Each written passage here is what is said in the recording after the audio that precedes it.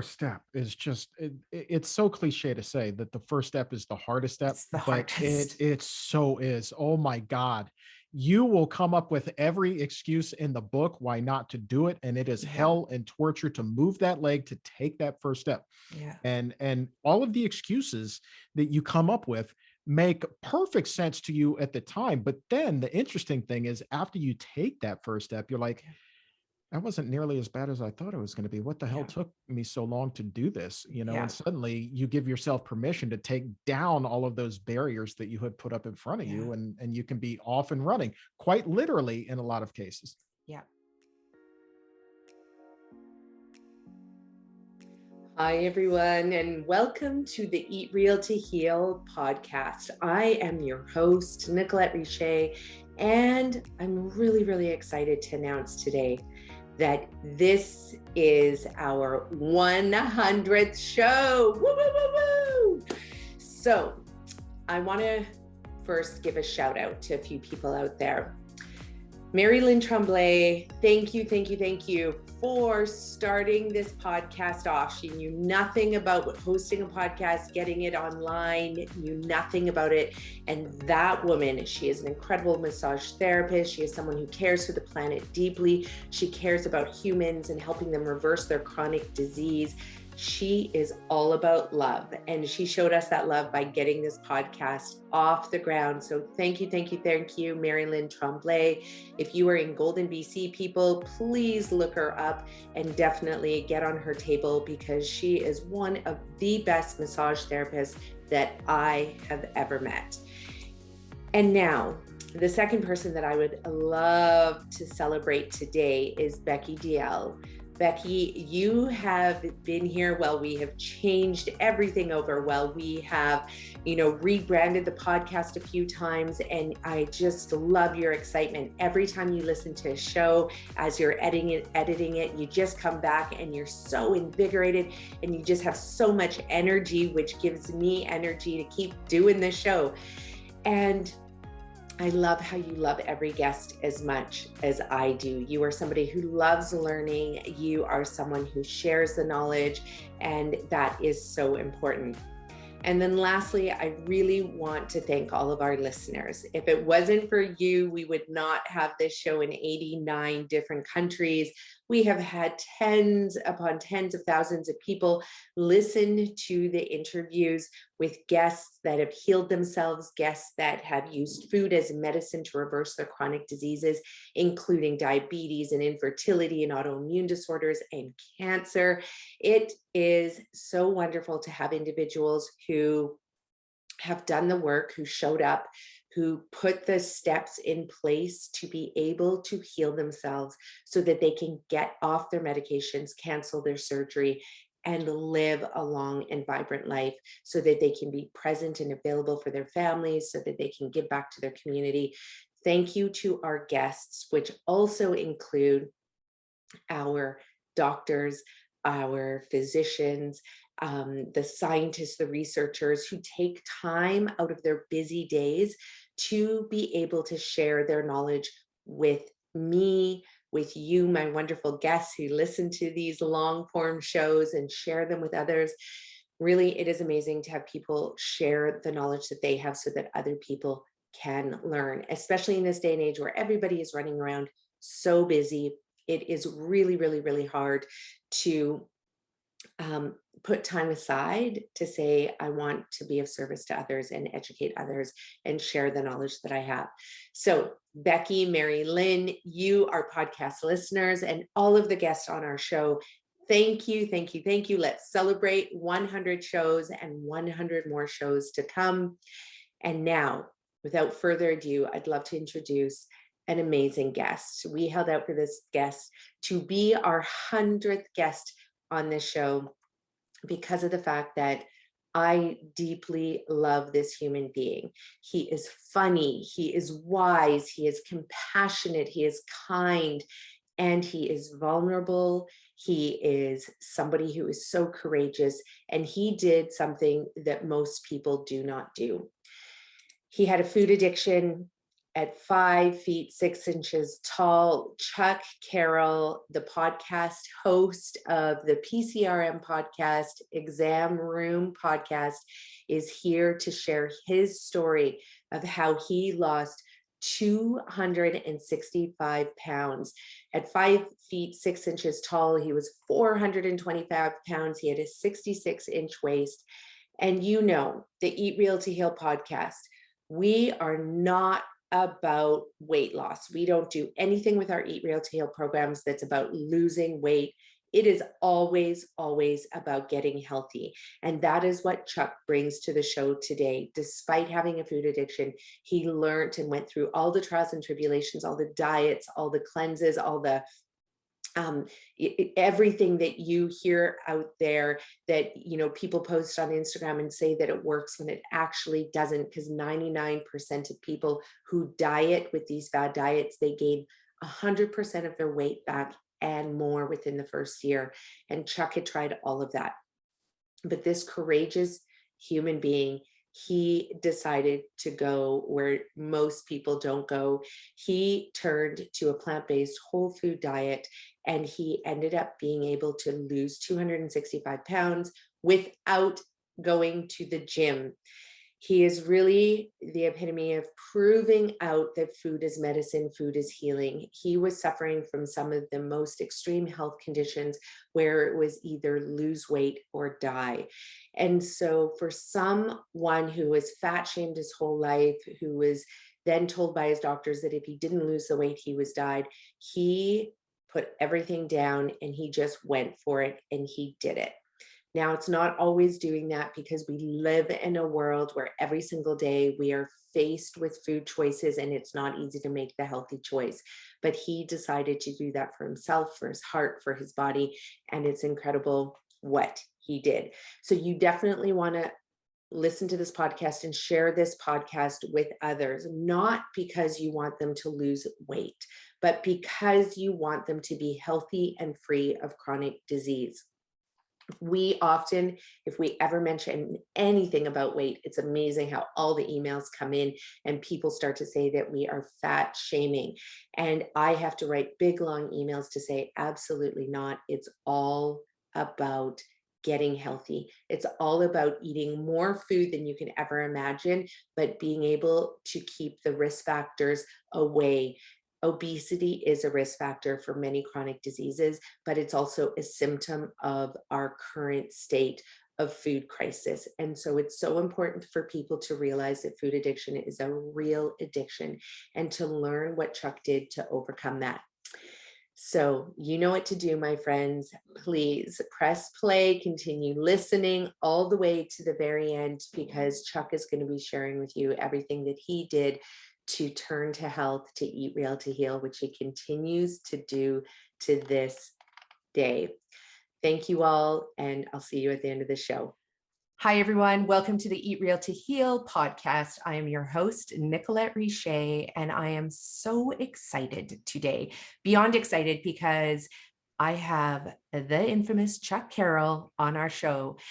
Chuck is an incredible human being, and I just want to welcome you today, Chuck, for taking the time out to share your just remarkable story with our guests. Oh, it's such an honor to be here. I mean, you're the remarkable person. Like, I'm truly honored to be with you here today. So thank you so very much for having me. Now, Chuck, you are the perfect guest in one sense because you have the radio voice from all your work in radio, plus you have your own podcast with the Physicians Committee with Responsible Medicine, the Exam Room podcast, which is amazing. Everybody definitely needs to check that out. But what some people may not know about you is that you have a remarkable healing story. And I think you're the first person on our podcast. Maybe we had Josh Lajani? Yes, Lajani on our show. So he has a remarkable story too about incredible weight loss. And I'm really excited to be talking about this with you because we often get customers that think that every time we talk about weight loss, we are fat shaming. And this is something I want to definitely get into on this show because of the fact that weight loss to lose weight, to be skinny is very different than weight loss to actually be healthy. And so Agreed. this is why this topic is so important that we're having this discussion today. And being that you have the Exam Room podcast where you have lots of physicians and you have lots of research behind everything that you do as well. You've interviewed incredible humans around this exact topic as well. So we're going to dive into that to really decipher the difference between fat shaming and weight loss for health. I love that. I can't Okay. wait. That's one of my favorite things to talk about, as a matter of fact. And that's a message that needs to get out there. So, how much time do you have? Let's do this thing. We've got lots of times, and we're going to be doing this podcast with you probably a few times because there's so many good things to dive into. So, I want to take the audience back to where you went from when you started to gain weight in an unhealthy way, and you noticed that. And then we're going to take them through the journey of you becoming the weight loss champion. So we'll talk about that and then where that's led you to now. And we want everyone to ride that roller coaster ride because it wasn't a straight, shoot the arrow, hit the target journey. I'm sure that there was lots of learning, lots of hills to climb, metaphorically speaking. And we want to take people there. So this really started for you from a young age. You were about 8 years old. Is that correct? Yeah, somewhere around there. I mean, I was overweight long before I was 8 years old, but couldn't really grasp the ramifications and what that meant until I got a little bit older. Like high school age is really when the doctor started working on me, like, you might want to change some things. And by might, I mean, if you don't change, you're going to die. I remember being told that when I was like 14. But I was aware that I was overweight and kind of embarrassed by it. I'll take you back before even 8. This was elementary school, and I remember we had this program where the police would come in and they would essentially give you a driver's license, only it wasn't a driver's license. It's just a random identification card, really, but yet they captured your height and your weight.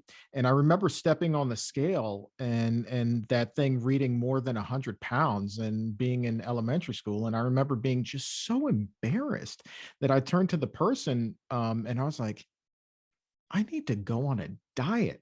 And that was the first time that, I recognized that, yeah, all right, so maybe there's a little bit of an issue here. But the older I got and the more I learned about it, the more I kind of recognized, like, yeah, it's not just about trying to look thin like your classmates. It's about, yeah, you really need to get your health in order because it spiraled at a pretty young age. And now, would you say your weight gain was related to your lifestyle in your family? Like at that time, were you thinking this is just my lot in life? Is genetic, like did you have any understanding about it? And did you have any idea of what to do about it then, that you thought that you maybe had control over it, or this is just what it was? Yeah, I kind of thought that it was my lot in life, to be honest with you. My father struggled with his weight. My mom, she began struggling with her weight as well. And so I was like, that's just the way that it's going to be. I didn't recognize that what I was eating was really the true responsible that was truly why I was packing on the pounds. I couldn't put those two things together because I guess my assumption was everybody in the world was eating the exact same thing. And some people were overweight and some people weren't. And those are just the cards that you were dealt. So that's what I saw as a young kid. But, obviously the older you get, the more you learn, the more you kind of recognize like, no, we have a lot more control over what it is that we put in our body. And maybe Scott is not struggling with his weight because he's not going to the drive-through 2 or 3 times a day. Those are just the facts. Yeah. And when you were a teenager and you said you noticed, being embarrassed stepping on the scale in elementary school, and then all of a sudden now you're a teenager and you're going through puberty. What was that like for you, like amongst your peers? If you just want to sort of bring us into that, because I imagine that, especially as you're a teenager, Instagram wasn't as rampant back then, or didn't even exist back then, so you didn't have these pictures online to compare to, which puts so much pressure on kids nowadays. But just what was that like for you on a day-to-day basis amongst your peers? I try to be proactive and just embrace my size and kind of put on this character. Instagram definitely was not around. We still have MySpace. That was the thing. Yeah, that's And right. then and so but I embraced it, and I felt like because I did, the majority of my peers didn't give me as hard of a time as they could have. Um, but because I kind of by embracing it, was making cracks myself, that also opened the door for them, to make cracks. And a lot of times it was kind of like open season. I Mm, remember like being given the name Heavy C in high school by one of my classmates, which, wasn't, the nicest thing, but I was like, I'll go with it. But I was that kid. And so if comments were being made, they were really being made behind my back. The more hurtful things were just being out in public and, random people deciding to pipe in and, just throw some pretty mean jabs at me verbally. Like, I'll, running across the street to try to make the light before it turned, and just somebody randomly in a car rolls down their window like, hey, run, fat ass, and it's like, what, mhm, really, or being stopped in the grocery store, like, what are you, a junk food junkie, mhm. like, get it under control, fatty, or and we're going to get to Taco Bell. This Yes, one we are. is the one that stuck with me more than anything. I was on a first name basis with the people at Taco Bell at one point, and I remember going to the drive-through, placing my order, and instead of them telling me, hey, $20, please pull through, the voice on the other end of the speaker said, you eat too much. I was like, oh crap. There we go. That one Right. was a dagger. I wasn't ready to hear that from somebody else. And I always wondered what it was that they were thinking. I was always embarrassed about playing this gargantuan $20 order. Um, but yeah, to have your suspicions confirmed that people were watching, people were judging. Yeah. And in this case, felt like they, for whatever reason, felt comfortable enough to pipe in and say that. Like, that one stung. But because I always had that worry, I also had a Yeah. story at the ready, like, oh no, this isn't for me. I'm getting a Right. lot of this for people back at the office. Yeah, that's it. I'm getting it for my colleagues too, and we just Yeah. like to eat the same thing every day. Right. Eh. And you were up to, I remember reading on one of your blogs, I believe that you were up to about $10,000 a year you were spending just at Taco Bell alone. Oh yeah, yeah, Yeah. yeah, yeah. 10,000 calories a day and $10,000 a year at Taco Bell alone. And mind you, I was in my early 20s at the time, early to mid 20s, right? So really just getting going Yeah. with my career. So let me put that into perspective for you. My first job in radio, my first full-time job, my salary was only $23,000 a year. So, So half of my damn money was going to Taco Bell. Like, wow. yeah, And you did not own shares in that company at the time. I wish I No. did. And now there's no way you probably would ever, just out of ethics and No, morals. no, no, No. no, no, no, no. Yeah.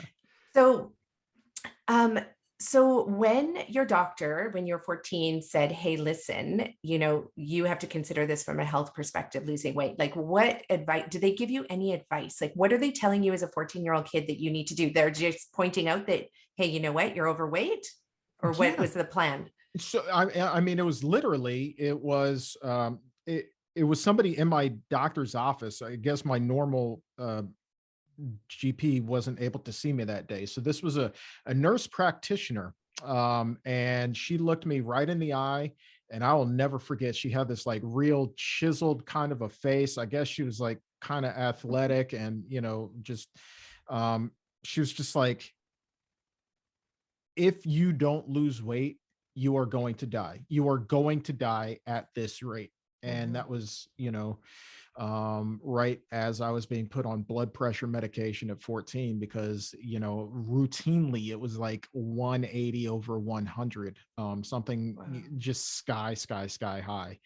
And it, obviously because I was loading up on God only knows how many milligrams of sodium a day at that point. So I just was really gaining weight at an unhealthy clip, but being told that, but not being given advice on what to do other than lose weight, is like you're basically telling a patient to go fly blind. Yeah. Um, but I wish that doctor had a little bit better bedside manner that day as well. Maybe it would have been more well received, because without that advice and with that sharp delivery, instead of going to the grocery store and stocking up on healthy groceries, what I did was I went right to Burger King, and later on that day went right to Taco Bell. So it kind of backfired on the doc, and it still took, even though I'm a teenager on blood pressure medication, it took more than 10 years, another 13 years before I actually did anything about it. And this is the part that still happens today. So I know my mom, like, she probably has a good 40 pounds to lose. And if she lost those 40 pounds, then her, knees would be probably feeling really good. But every time she goes to the doctor to see about her knees, the doctor just says lose weight, but no plan. So that's happening still today. And a lot of doctors, depending on, what they're reading, they're just going to follow the fad trend for losing weight. Like, you need to do Jenny Craig, or you need to reduce your calories, or you need to do keto, that can help you lose weight, or you need to do, so doctors are still prescribing these methods for losing weight that we all know diets do not work. Diets do not work. Oh no. I hope at some point throughout the conversation we can talk about the cookie diet, which is my favorite fad diet of all. We are going to definitely Okay. talk about that. Okay. So when you were 14 and the doctor tells you to lose weight and you're just like, okay, I mean, you head to Burger King and then Taco Bell, did you end up dieting as a teenager?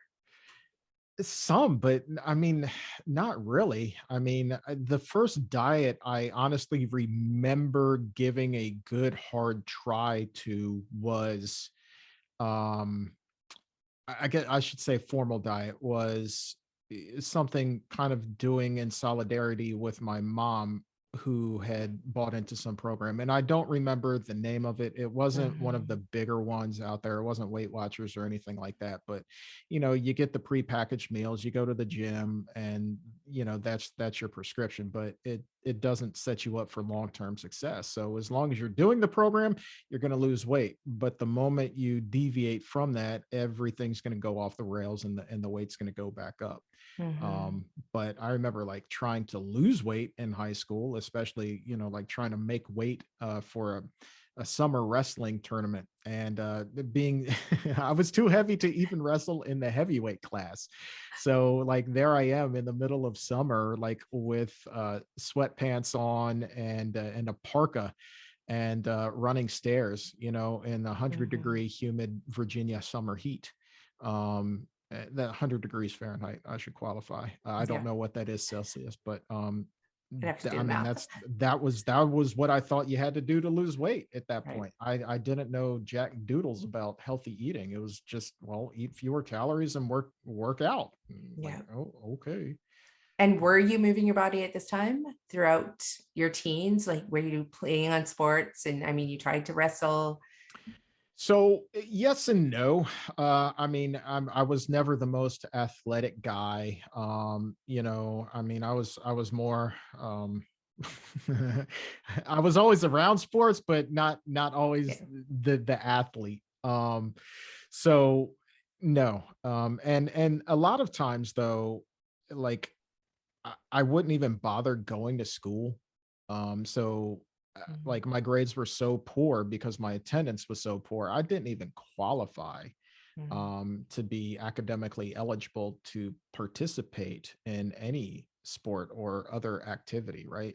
Because I was also battling crippling depression at this time. So I was put on antidepressants when I was in, I believe, the 7th grade. It was either late in my 6th grade class or early in my 7th grade class because I had missed like 3 weeks of school, and I went to the doctor's. Mom took me back, and the doc's like, there is nothing physically wrong with this guy. I'm going to provide or prescribe Prozac. And, so that started that journey too.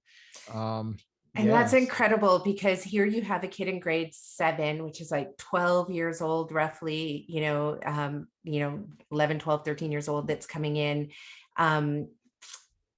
overweight, not attending school, poor grades. And then, within an appointment prescribes antidepressants, which for me, everyone who listens to this show knows that sometimes we need that prescription drug to get us to a place where we can start the healing, if we have a plan for true healing. But if you can avoid taking the medication altogether, then that's great. But if your blood pressure, like in your case, was skyrocketing, you needed blood pressure medication to bring it down if you didn't have another plan to be able to do it naturally. So just so people know, I'm not against medications, but at the same time, though, I am against prescribing things too quickly without a proper plan in place. But we only know what we know in that moment. So I 1000% agree with that philosophy. 1000% agree with it. And I really appreciate you talking about the depression, because that was my next question for you. What was your mental health like throughout this time? Because we know the connection between our gut and our brain, and our diet and food and our microbiome in our brain, but this was directly affecting your mental health. Or was the mental health affecting the eating and the diet? So maybe I'll reframe that question. Yeah, so that is a good question, and I'm not going to BS you. So as healthy of a diet as I eat today, depression is still something that I struggle with. When I talk about this on the show, like I never want to paint the picture that it has completely alleviated. And that is something that runs rampant in my family, and it has certainly improved with a healthy diet, but there are some days when I'm just like not necessarily the guy that you would expect Right. to meet when you listen to the podcast or whatever the case may be. Yeah. And it is what it is, and I just remember during those times that tomorrow's going to be better, and it 9 times out of 10 it is. So God bless. But I do wonder if the depression would have gotten as bad as it was if I were eating a healthier diet, because I would venture to say no. Right. I do believe that there was a huge part of that depression being so crippling at that age, not just because teenage hormones and all that, but being diagnosed clinically depressed. And then not doing anything to improve that other than taking the medication, but then, keep throwing gasoline on the fire, and then the Prozac was supposed to be the fire extinguisher. But when you got like a 5-alarm fire and the Prozac is little more than a fire extinguisher, it's like, you're not really doing much to taper the flames. But that wasn't anything anybody was talking about. Is like, if you eat a healthier diet, things can improve. Even if you don't get 100% back, things will improve for you. And I wish I had that message. And I'm sure my teachers do too. Wish that I had that message at a younger age. I was never stupid. That was not, Nicolette, why my grades were so poor. No. Like, I remember I was on the verge of failing, like having to repeat my senior year if I didn't get at least like 90s on all of my finals. And my teachers just being furious with me that, I showed up and I got like, I think the lowest score I got was like a 94. And then, one of them being like, you don't deserve to graduate, but there's nothing I can do. And I was like, yeah, sorry, Wow. So yeah. 94. Those are 94 high standards. I wanted to graduate, so it was like, I'm going to cram one night of studying for all of my courses and go in and take the test. And there you go. Yeah. It's interesting because, of course, hindsight is 2020. And of course, we can always look back and say like, okay, we didn't know and we didn't know. And it's true. We're learning so much every single day. I think they say that every single day, the amount of information that is created on that day is equivalent to like the last, and it might be like the last 100 years of information that was ever created. Like it's a astronomical amount of information that gets like put on the internet. And yeah, it's phenomenal. And so every day we are learning, every day new research is coming out, every day we're having direct experiences. So we know these things. But at the same time, I feel like mental health, weight gain, a lot of what so many people are really struggling with today, that it still takes people a lot of time to figure out what works for them, like what is going to be the answer that helps them achieve results like you've achieved. Because I think your highest weight was at 420. Yeah, it was. Yeah. 5 feet, 5 inches tall and 420 pounds. Yeah, man, that Yes. was it. Yeah. And then now you're what, 155? Oh no, 140. So Oh, 155. 140. Yeah. So the whole going like really healthy plant based Yeah. sucked off those last 15 pounds of fat that had just been hanging around. Didn't Right. even really realize that I had them, but they were there. They were there. So yeah, now it's a total weight loss of 280 pounds. Wow, that is incredible. And it's incredible. And I mean, and I say incredible, like really meaning like, yes, that number is considerable, but also I know for myself, the last 16 years of my life, like since having my first daughter to having my 3 kids and then running multiple businesses and then becoming very sedentary behind my computer, coaching clients, teaching them how to eat well. Well, I was, eating my oatmeal at, in fact, I still kind of do it. I have my oatmeal here that is so cold because it was, maybe 4 hours old. And then I'll eat lunch at dinner time. And then, so even though my food is healthy that I'm eating, it's still my lifestyle for the last 16 years hasn't been great. And 2 years ago, I finally, and I would say had the courage, because it really did take a lot of courage. I look back at that now. I also had enough of myself. Like I kind of got sick of myself making up the excuses, like why I don't move my body and why I can't get myself on a regular eating program, like of just like, don't starve yourself because you're so busy working, recognizing I was a workaholic, all of these things that I had to realize. And it was hard. It was so hard to get started. And I was maybe 20 pounds overweight, I would say, from like an ideal, probably healthy weight. And so I know how hard that was to do that, to make that move. And so I just want to say, when I say that that is really remarkable and why you are a remarkable human being, is because I know the amount of courage, the risk, the emotional journey that you must have had to go through just to be able to get started Oh in making God. those changes. The first step is just it's so cliche to say that the first step is the hardest step, It's the but hardest. it so is. Oh my God. You will come up with every excuse in the book why not to do it. And it is Yeah. hell and torture to move that leg to take that first step. Yeah. And all of the excuses that you come up with make perfect sense to you at the time. But then the interesting thing is after you take that first step, you're like, that wasn't nearly as bad as I thought it was going to be. What the hell Yeah. took me so long to do this? Yeah. And suddenly you give yourself permission to take down all of those barriers that you had put up in front of you, and you can be off and running, quite literally in a lot of cases. Yeah. Yeah. And you went through many different processes I've seen through reading a lot of the things that you've put out there and hearing your talk. And so it wasn't just a overnight, I went out and did it. So that's what I want to take people through is so you were working in radio, right? You had this amazing big personality. They loved you. You're working in radio.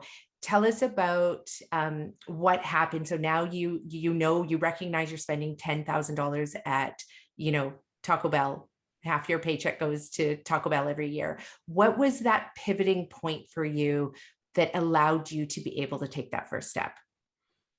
Oh my gosh. I mean, there wasn't really one thing. It was kind of a culmination of things, and but I had so heavily embraced this big Chuck character. Like I thought that I needed to be this guy in order to be on radio. So like that was the biggest thing that I kept telling myself to justify those trips to Taco Bell. Like I knew I was going to, eventually die and have a heart attack.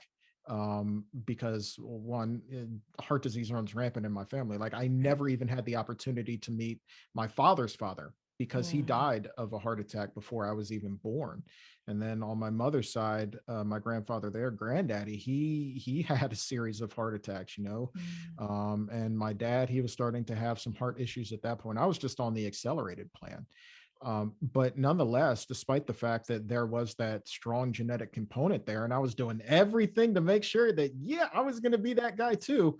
right. Um, I said, well, look, if I want to have this career, this is what I need to do. And what made it extra difficult, the irony of all ironies here is I wasn't just working in radio. I was working at WBIG, Big 100.3. I can't make this up. So I had to be on WBIG, Big Chuck. And so that's Right. who I was. And so, we were talking about silly little diet programs that you do here and there. That brings us to the cookie diet. Yeah. And I will never forget the day that the sales force came to me and they were like, look, we've got this new client. They want to buy, advertising, and they're interested in working with you because we think that you would be a perfect fit. You want to lose weight, don't you? Of course, I want to lose weight. Well, let's try the cookie diet. And this turned out to be, well, what I thought was really exciting and novel at the time. Eat a cookie for breakfast and a cookie for lunch, and you wash those down with a ton of water, and those are supposed to fill you up until your next meal. And then, you get like, eat this ambiguous, healthy dinner and the sensible dinner. And but just like that conversation at the doctor's office years earlier, they never bothered to explain much else other than make sure there are vegetables on your plate. And it's just like, what? Oh, okay, seriously, 2 cookies, sensible dinner, you're good to go, and then Right. make sure that you work out. It's like, if you say so. And Wow. so of course the cookie diet from day one was set up to fail. Absolutely, you're set up to fail with this thing. What a gem, the cookie diet. And you did it. And obviously it didn't work. No, hell no. Hell no. So this is the part that just really gets me. It's you really see that connection between the food industry and our health, right? Because the food industry and something like this, the cookie diet, like the individuals, the companies that can afford the advertising dollars to put this out there, and how many people around the world probably like have done that, across North America. Probably lots of money has been Oh made yeah. on that cookie diet versus, like no carrot company is going to be like, hey, we want to buy advertising dollars on your radio show, and maybe that's what we need. We need some of these billionaires and millionaires like who are philanthropists and have big hearts to be like, you know what, we're going to put advertising dollars into the, you know, plant-based whole food challenge, to say that let's see you like do this and we're going to make it super easy for you. I mean, if we could do that, but then at the end of the day, we have to sustain it, right? Right. Because there's nothing that's going to come in a package for you that's going to allow you to get the same results versus, No, no, yeah, talking about the no. lifestyle that you now lead. Mm. So you did the cookie challenge, and then obviously that was done and over with, Oh yeah. probably as fast as you started. So then what happened after that? Because had you done bariatric surgery at this I had point? not, no, I had not gotten that. But the cookie diet actually played a very, I didn't realize it at the time, a very pivotal role in getting me to that point where I was desperate enough to have bariatric surgery. Because with the cookie diet, like, oh God. Anyway, that was when I realized that I was addicted to food. And I know that there is Right. a lot of controversy. I mean, even just as we record this today, there's a lot of controversy about whether cheese is addictive, right? And Mhm. so there certainly, is evidence to back that up. And I'm here to tell you that there's a reason why people can't go that, day without going to the drive-through. There's a reason why, even if you weren't addicted on that level, there's a reason why you feel like you need to have that certain sweet or that certain, latte or whatever the case may be every single day. And you're not yourself until you get it. Yeah. If you just like forget the fact that it sounds weird to say, oh, I'm addicted to food, like just if you can't go a day without something, wouldn't you say that you're addicted to it? And Mhm. yeah, we're not talking about a cigarette or booze or narcotics. We're talking about a Big Mac, for God's sakes. So, we're going to interrupt this show just to share with you about an exciting program that we have going on. We launched this program last summer when I was doing my BC bike tour and run tour for 22 Million Strong. And it's called Get Off Your Fat Ass. Now, everybody gets in an uproar when they hear this if they don't understand what fat means. Fat doesn't mean you're lazy. Fat doesn't mean that you are huge, obese, you are 400 pounds. It does not mean that. Fat, FAAT, friends, means that you are fabulous, you are authentic, you are transformational, you are amazing, you are all of the above, you are perfect as you are.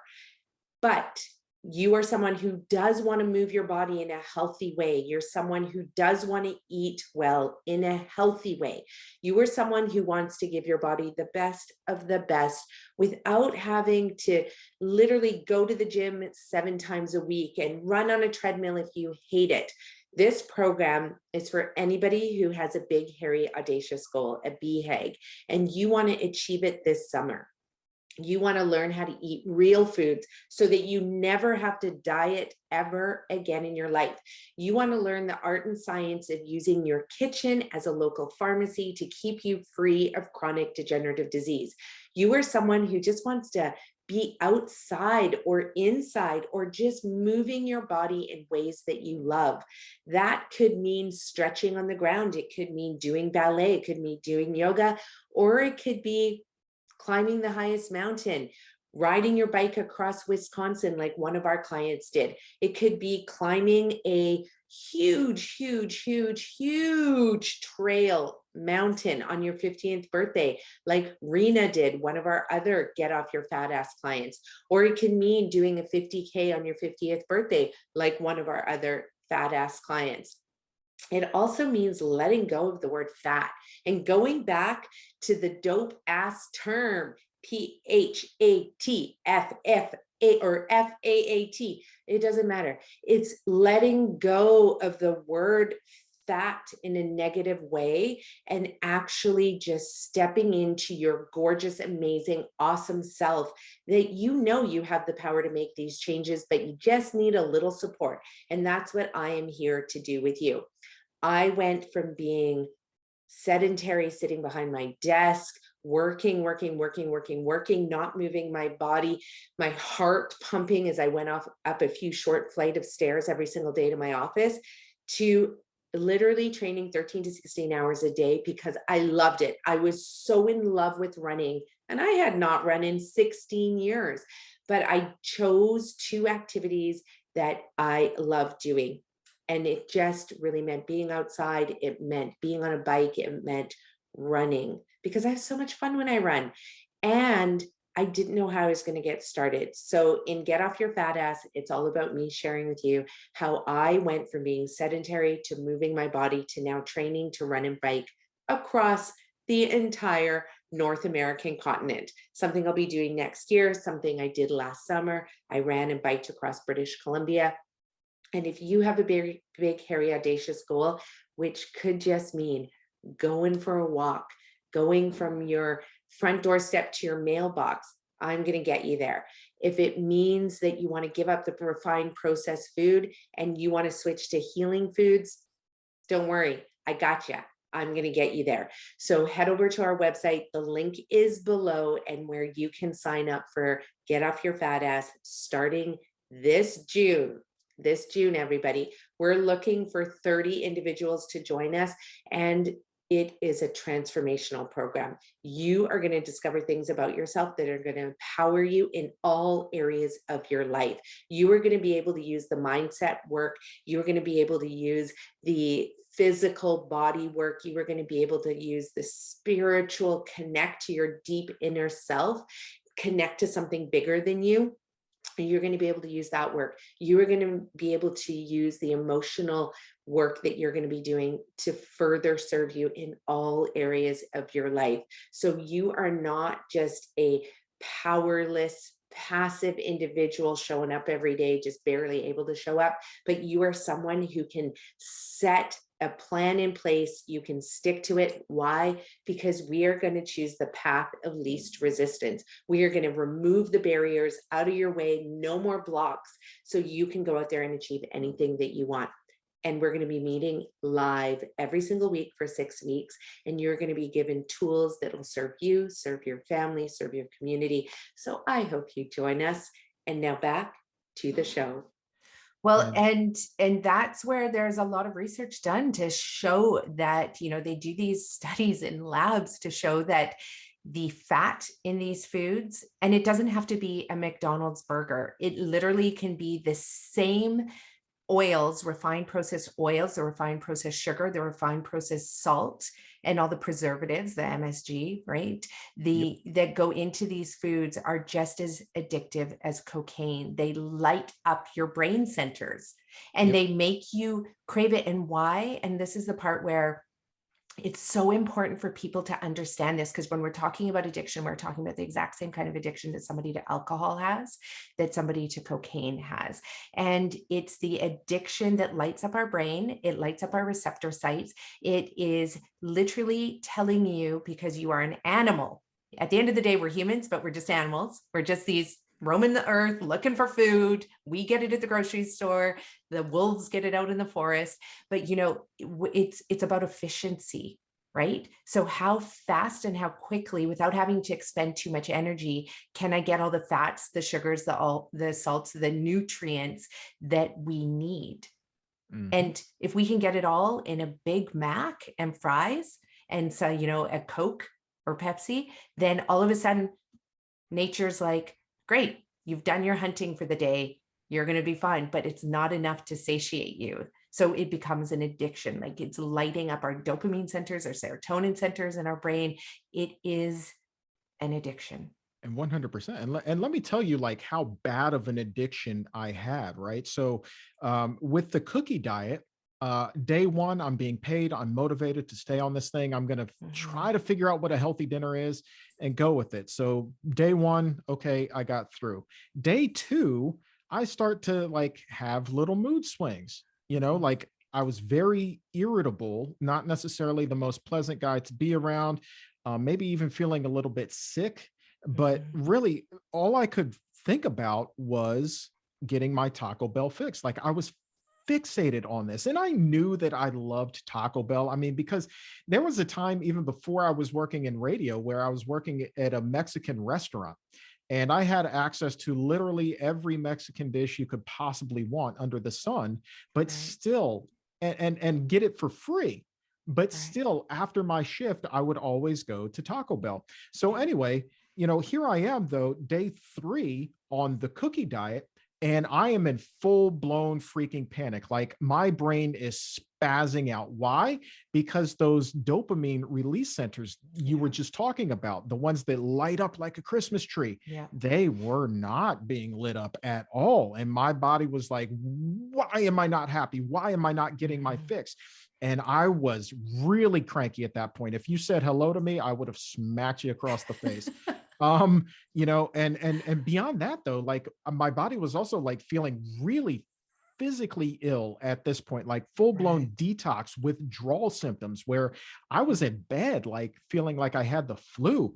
And so I'm angry and I'm sick, and all I wanted was this Taco Bell, but I had to like stay true to this cookie diet because I'm being paid to do it, and by God, I'm going to go through with it. So I'm freaking out to the point where I got up out of bed and I put my fist through a wall, thinking that, okay, well, anger release, I'm going to feel better. But no. So then I put my fist through a door, and that still didn't calm me down. So I devised a plan to wait until everybody in the house had gone to sleep. And then I would sneak out in the middle of the night, go to the 24-hour drive-through and get my fix. And as much as I hated the fact that this is where I was, I am so glad that I had that night where all of that rage led to the great epiphany. And that is when I got back in the middle of the night with that $20 heart attack in a sack, and I took my first bite of that burrito. It was like all of that anger, all of that rage, just, it instantaneously went away. and it was replaced by a warm calmness. Like it literally felt like a wave had just washed over me. Yeah. And I felt good because I was no longer cranky pants Chuck, but then there was also the guilt of I'm definitely not doing my best with the cookie diet, but then the reality that holy crap, I'm addicted to this. I'm literally addicted to this food. And now we have a serious problem because I can't even go 3 days without this. And what the hell am I going to do? And Wow. even with that epiphany, it still took me a number of years before I was able to Totally. make a really drastic decision to try to combat this. Because those excuses we were Yeah. talking about, whether it's being sedentary at the desk or improving your diet, I had 18 million of them at the ready for why I Right. couldn't make changes. Yeah, and this is a part that I think is just so important. I love that that self-awareness that came from, doing the cookie diet. So I actually have to say, thank goodness you did the cookie diet, because that's also part of that journey of healing, right? It's like all of these moments in our life are giving us bits of information that we can work with until we have a plan. And that's the other part, is having a plan, like knowing what you can do next, because none of us are going to leap off the cliff into the unknown, right? Because what are you going to do? Like, what are you going to eat if you don't eat Taco Bell? And then if you're going to go through these very, very real emotions, the anger, the brain like needing it, the feeling sick, well, you're going to have a plan to mitigate that, right? Because what's that going to do? It's going to be total destruction if you don't have a plan. So I think that's like another really important part of this, the 2 points. And for anybody out there right now that's listening to this, and it's to maybe just give thanks for all the nuggets of information that have been given to you as you figure out what the next plan is. Be really grateful for that, as opposed to, man, I was doing it wrong, or man, like, why did I do that cookie diet? And that was just this one little piece that, at first I was blaming the cookie diet for the people who even thought of the cookie diet, but then I'm like, you know what? This was part of your journey.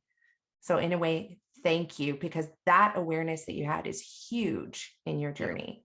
Yeah. Yeah. I am very grateful. And honestly, I don't regret anything that happened throughout this entire life that I've led, the ups and the downs, because ultimately everything led me to being the man that I am today. And I'm Exactly. very happy to be in the position that I am in the body that I'm in, and with the ability to hopefully inspire others, to Mhm. be able to break down the barriers that they're setting up for themselves as well. So then they can take that first step and lead a healthier life that they thought was impossible. So I'm grateful for every single moment of pain that I ever had. Yeah. And whatever pain I have in the future, I'm grateful for that too. Yeah. But I'll be even more grateful once that pain goes away.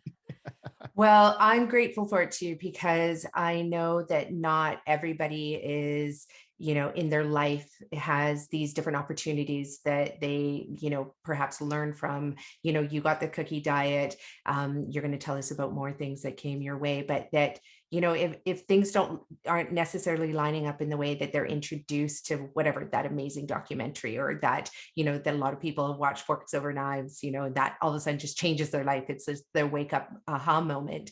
And sometimes it happens overnight for some people. For other people, it doesn't. Like, they are raised in communities where they're just told that this is food, and so this is the food they're going to eat. And they may not have the power. Like, I love this one guest that we had. He's the mayor of New York, and Eric Adams, he had it in him when he was diagnosed with diabetes and losing his eyesight, and potentially facing, all the complications of diabetes, to just Google um, how to reverse diabetes as opposed to how to treat diabetes. And that moment was a defining moment, because if he had looked up how to treat diabetes, he would have gone down a very different path. Instead, he ended up finding a very similar path that you found, to lose weight, to get healthy. So I'm grateful for all of those moments too, Chuck. And I'm grateful for you, because I know how many people you've inspired, thousands and millions around the world, just with your healing journey. Well, I appreciate that. I don't know if it's one or if it's 1,000. I'm just grateful that there has been somebody who has reached out and said, yeah, thank you. I identify Mhm. with this, and I've learned so much from the show, and like that's what it's about. Like it's not always about the paycheck. The Mm-mm. emails, the messages that I get from people who have been able to do what they once considered to be impossible, Yeah, that means the world to me, because I know that feeling, and I know that they're going to feel so good about what it mm, is that they just experienced, that then they're going to start talking about their story and somebody else is going to be exactly. inspired. And so, like, that's what I call paying it forward. Yeah, And so that is how, we've really just, we'll wind up in time, optimistically, I will yeah. say, healing ourselves, just organically, by I paying it forward.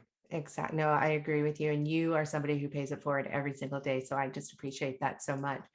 So let's go. So now cookie diet didn't work. What happens next in your life? Let's keep walking that out. A whole heck of a lot of exercise throughout the cookie diet, because, like, first of all, I just want to make clear that I wound up endorsing that for a number of months and actually did wind up losing weight, but it wasn't because of the cookie diet. It was because I was in the gym like 2.5, 3 hours a day to Oh, burn just a ridiculous number of calories. So then I could literally go from the gym to Taco Bell, still lose weight, and, right. nobody would be any the wiser. But as soon as that endorsement ended, and well, I was like, well, screw it, man. Like, I'm done with the gym too. So all of that weight just came like pouring back on. I Right. mean, in a freaking hurry. So that ultimately got me up to my heaviest weight of 420 pounds. And by this point, I'm like 24, 25. And my friends had grown so concerned over my weight and my declining health that they decided to organize an intervention for me. Wow. And yeah, I mean, I talk a lot about food addiction and those parallels, and you hear about these interventions for friends and loved ones who are struggling with substance abuse. Well, something similar was in the works for me, Mm, only it was about my weight and my eating habits. And so I just became infuriated by that when I got tipped off to the fact that this was coming.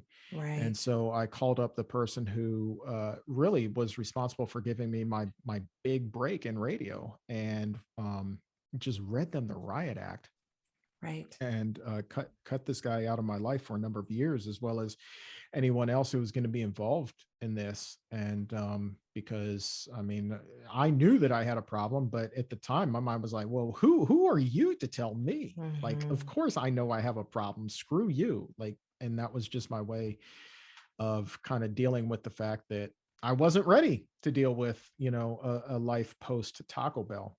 So I continued to eat that unhealthy diet. And And what would you say to people who want to do an intervention for their loved ones who are struggling with, I mean, any addiction, but let's just around weight addiction or food addiction?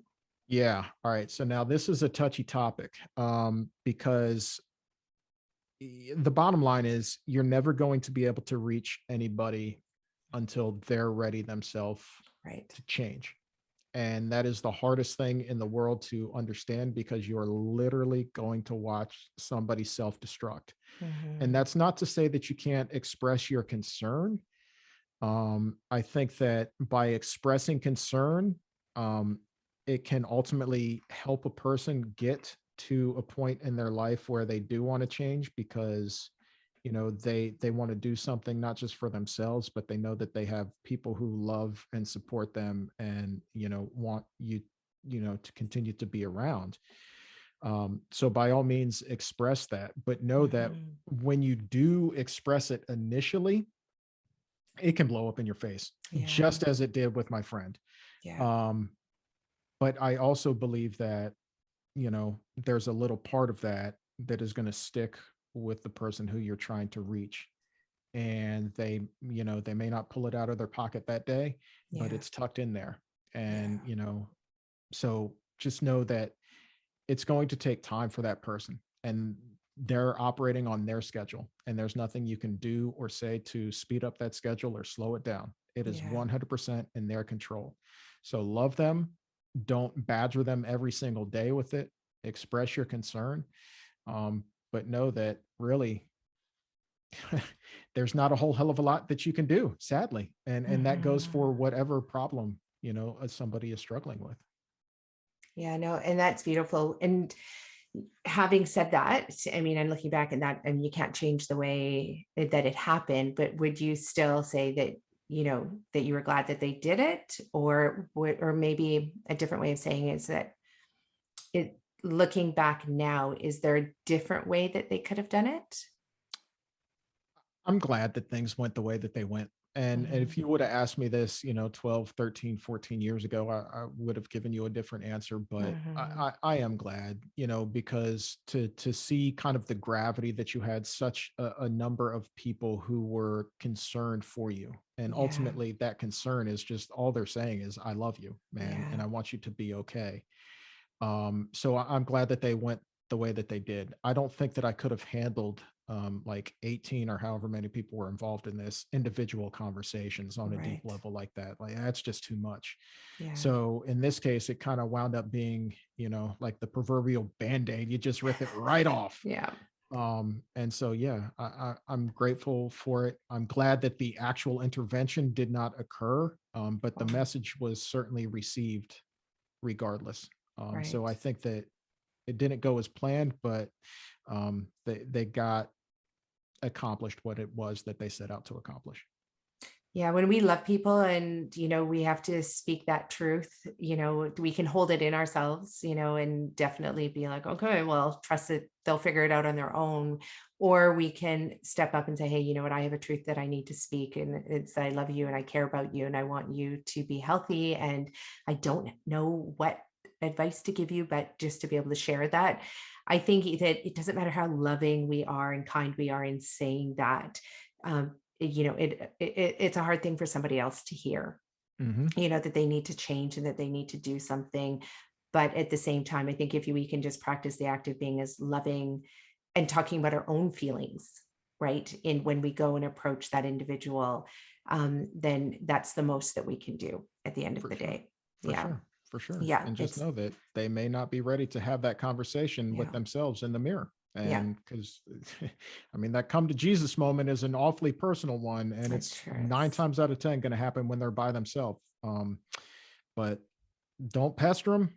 Just Yeah. speak your truth once Yeah. and see what happens. Hope for the And best. keep loving them because they are Oh, on yeah. a journey, just like you're on a journey. None of us are perfect. We all have our addictions around all sorts of different things. And one person's might be food and another person's is something else. And so, yeah, just keep loving that person. No question. Yeah.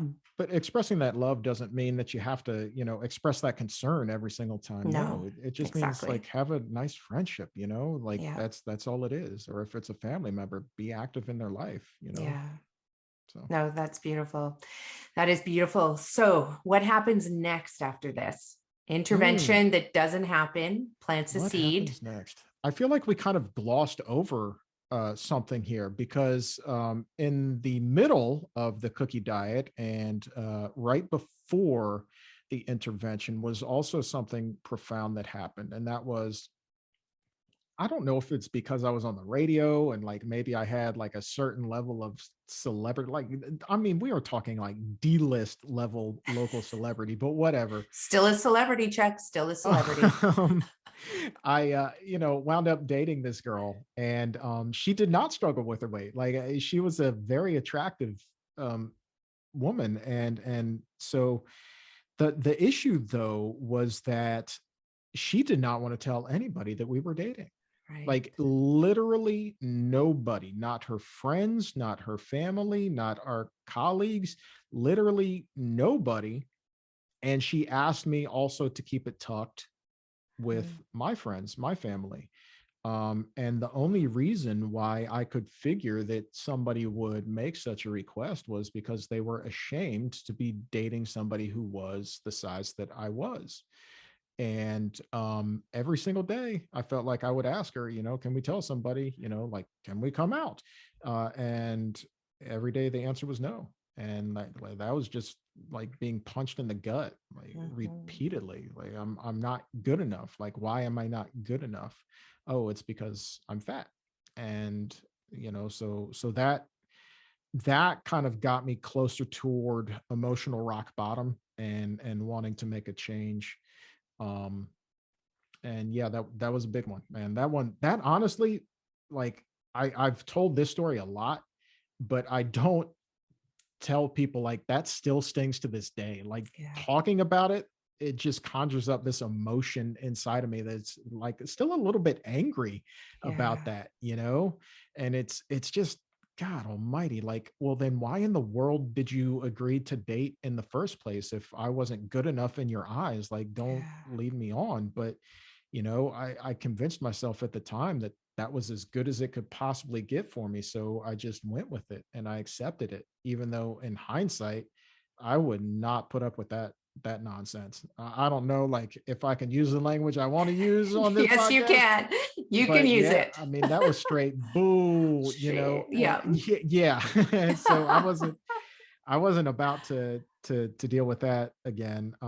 So that was big. And then, again, people always ask, like, well, what was the one thing that made you want to change? And it wasn't. It was a combination of those two things, and then a lot of other little things. The desire to live to see 30 years old, but then just what I call the flight of shame. And I think whenever you talk to Mm. somebody who is significantly overweight, they have a story where you know they're just so embarrassed to get on a plane because they know that the seats are small and they're Yeah. large, and those two things don't go together.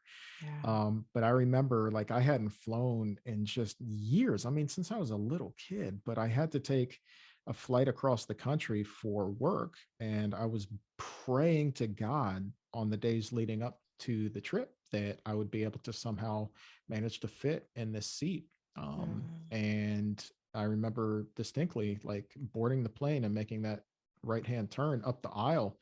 And I felt like literally everybody who had boarded ahead of me just kind of stopped what they were doing dead in their tracks. And they saw me, they saw my size, and then they were the ones that started to pray. Only they weren't praying like, oh boy, I hope Chuck can fit in his seat. It was like, oh God, please don't let this guy sit next to me. Right. And so I remember, like, seeing that and all of those eyes, like, just fixated on me, and walking toward the back of the plane and, like, having to turn so I could fit down the aisle. So I'd, like, a little bit of me would spill into every row. And then finally getting toward the back of the plane after feeling like a freak show and sitting down and trying so hard to fit into that seatbelt, even going so far as to, like, lift up my belly and, like, trying to sneak the belt underneath of that to see if it would fit. And of course it didn't. And then having to get up and walk back toward the front of the plane, find the flight attendant, ask for a seatbelt extender so that we Mm-hmm. could take off. And, again, everybody, I felt, was looking at me, except at this point it was just kind of like laughter, like, oh huh, look at the big guy with the seatbelt extender, Yeah. like Nelson on The Simpsons. And that sucked. So Yeah. you put all those things together, and my declining physical health, and that was really kind of what drove me ultimately toward making some big time changes. Yeah, and that thanks for walking us through that, because one of the things that it conjures up for me is that, you know, when you're overweight, it's visible, people can see, but that shame that you feel around all of those, that whole journey that you took, like leading up to getting on the plane, being on the plane, asking for the seatbelt extender. A lot of my clients, all of them come to see me because they have chronic illness. And what we discover is that even if they're shaped like, Scott Jurek endurance athlete, or it doesn't matter what their shape and size is on the outside, when they have a chronic illness, they have a lot of symptoms that are happening where they experience exactly the same thing that you experience. So a lot of my clients, they're in their 30s and 40s, and they have diarrhea 10 to 20 times a day. So for them getting on a plane, like, they're just like, oh my God, please. Like, but this is what's going on inside of them. So even though you're sitting there on that plane with all these people, they're also suffering from a lot of these symptoms. Some of them have migraines 30 days of the month.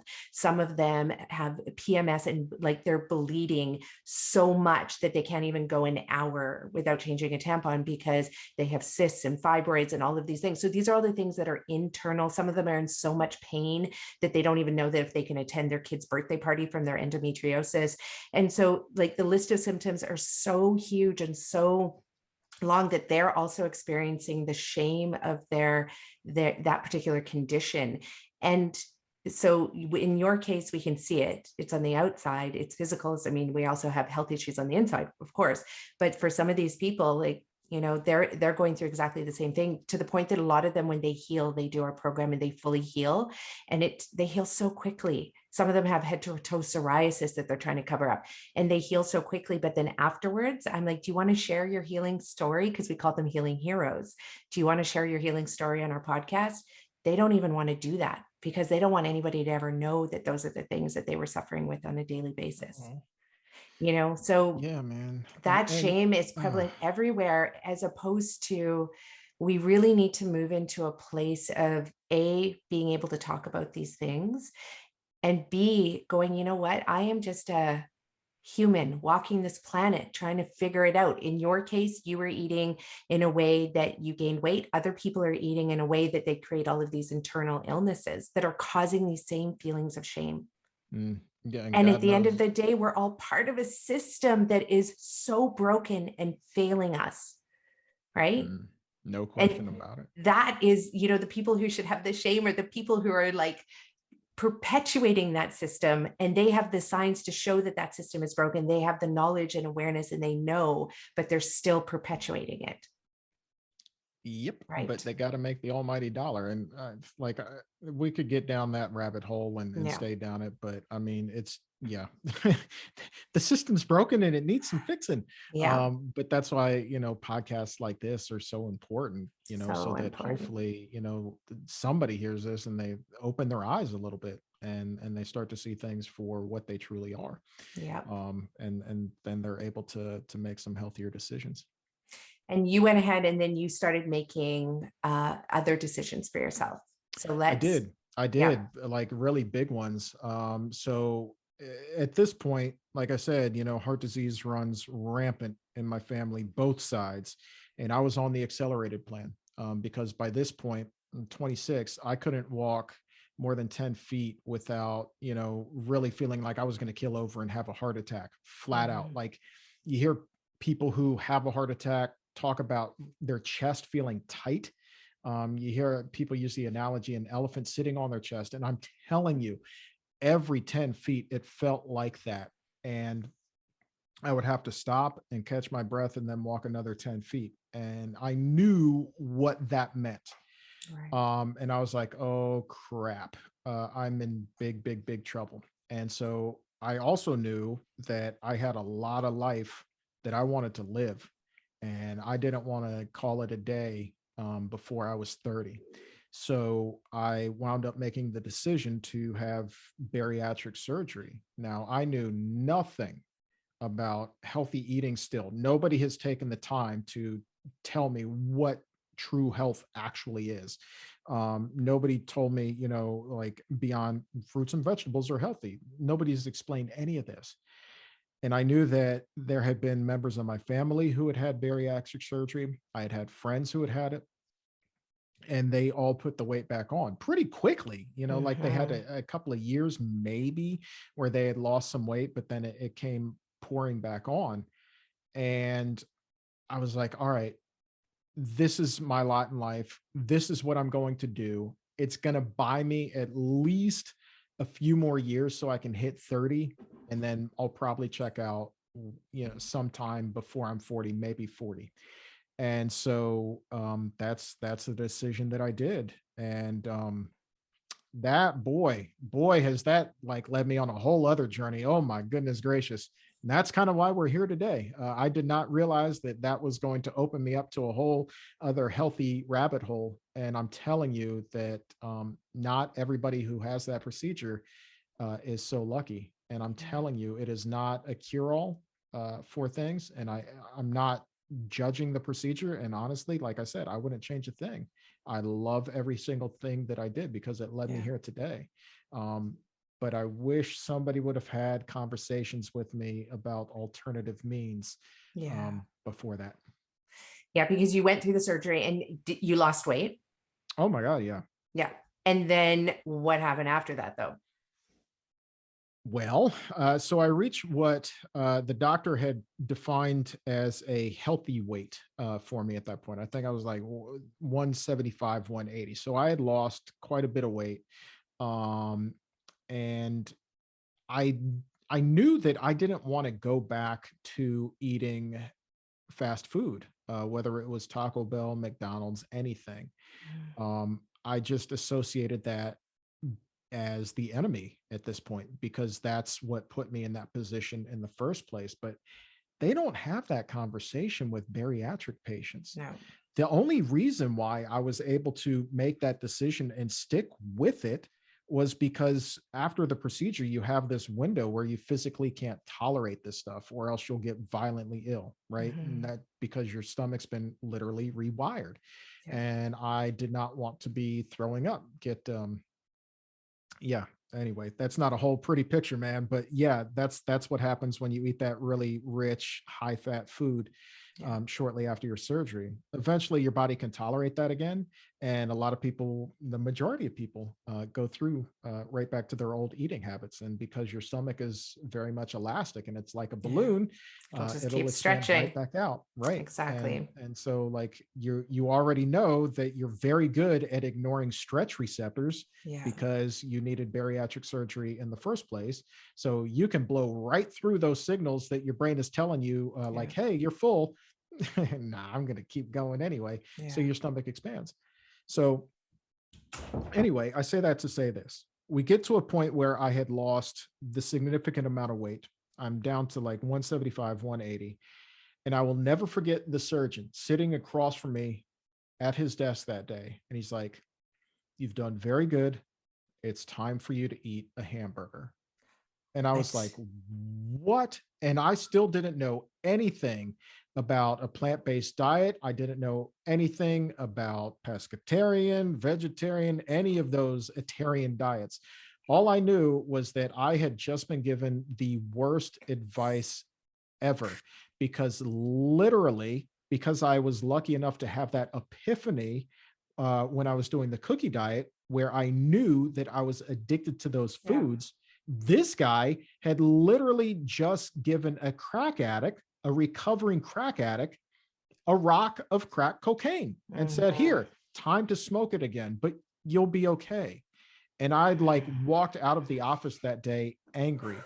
And I'm telling you, the reason why I did not ever put the weight back on was, one, yeah, I learned a whole hell of a lot about nutrition, but I made a conscious decision that day not to eat that hamburger, knowing and trusting that voice in my head that even though this guy is a doctor and he has worked wonders on you so far, you're going to have to take that advice and throw it out the window, because that is no good. Yeah. So I had to breathe there because of the anger that is literally like welled up inside of me so quickly from hearing that. And literally, he was giving you permission to feed your food addiction, not just to eat a hamburger, but to feed your food addiction. But here's the thing, though.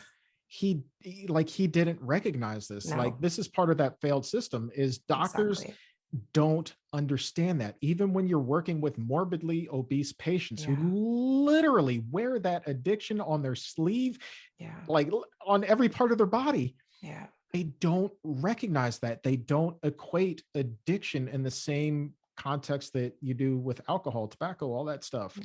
But food is the exact same damn thing, and they don't recognize it. Yeah. And this is the part where the system absolutely has to change, because nobody is created in a silo situation. They're created in a complex system, and all of the conditions from our conception onward, and some people would say even before conception, contribute to who we are today. And so it's that nurturing, it's the genes, it's, our complete environment, it's our knowledge, all of those play into it. And so anytime we're dealing with a situation where an individual is facing health issues, mental health issues, physical health issues, financial issues, it doesn't matter what it is, we have to look at that complete system, and we have to have a system that can hold space for us so that that doctor could have the time to say, hey, have you ever battled any food addictions? Or we do know, we were talking about earlier, how sexual abuse can also contribute to these situations that we're in. And, having the time and space to be able to see the individual, to hear the individual, to hear those stories, because that's when we can bring in the true healing for individuals. So that, we know 99% of people who go on a diet gain all of that weight back and more within the first year. Yep. Within the first year. And so, we know this information, but we still haven't designed a system to hold the individual completely, wholly, fully. And that's what needs to change. No, and like here's the real bat-ass crazy part about this. Well, the other bat-ass crazy part about this is when I went for the consultation initially to meet the surgeon for the first time and see if this was a good fit for me, they tell you like, well, if the first procedure doesn't work, don't worry about that. We got you. We can go back in and do what's called a revisionist surgery, where they essentially staple your stomach for a second daggone time. Yeah. And so I'm like, well, I know my doctor, at least I felt like I knew my doctor well enough to think that he was not telling me to eat the hamburger, knowing full well what would happen. Because again, I think that he doesn't equate that. No. But like, that's how crazy it is. But then also the majority of patients who hear that, it's a sigh of relief for them in the consultation, because basically what you've done is, before you even make a single change, you've given that person permission to go right back to their old way of eating that brought them to that office in the first place. And it is just crazy to me that more people don't see that for what it is today. It's like we just want to find every way in the book, every way imaginable, to continue down the unhealthy road that we're on. Yeah. And it goes back to those excuses and those obstacles that we tell ourselves, but then also how we interpret messages from others also to fit our unhealthy narrative that we're telling ourselves too. So a lot of work, girl, a lot of work. We got to do a lot of these shows. We do have to do a lot of these shows. Do you have a few more minutes here? Because I know we're coming up on 2. Do you have time after this? Oh, we got so much more to this story. I'm yours for as long as you need. Okay, good. Well, let's continue then. Okay. So you have the surgery. You are one of the rare people who already had a plan before the surgery, which is that you were not going to feed your food addiction anymore. So you had already had that, which was amazing. I think that's a very important part of this show, is for people to understand that, is that you already knew that you were not going to walk that same path afterwards. So what happens after this? Because I know you did eventually find plant-based whole food, but you went down an unhealthy, or I should say a plant-based way of living, but it wasn't necessarily a healthy plant-based way of living. Oh yeah, but definitely was not healthy plant-based right out of the gate. Didn't know anything about it. Again, like it's a journey, right? So you just kind of discover what works for you along the way. But that still wasn't like for another 5 years at least after the surgery that I discovered a plant-based diet. And that was just by interviewing somebody who themselves had gone plant-based. So jumping in to share with you another amazing program offered by Richer Health Consulting. It is called Decolonizing Your Plate. You've already heard from Chuck that when he turned to real whole foods, that is when he was able to heal his body, drop the weight, get healthy, and start living his life optimally. So Richer Health has created an incredible course. The link is below. It's called Decolonizing Your Plate. It's all about learning about how the food industry came to be, how it's come to manipulate you, how it's come to teach you things about health that are not true.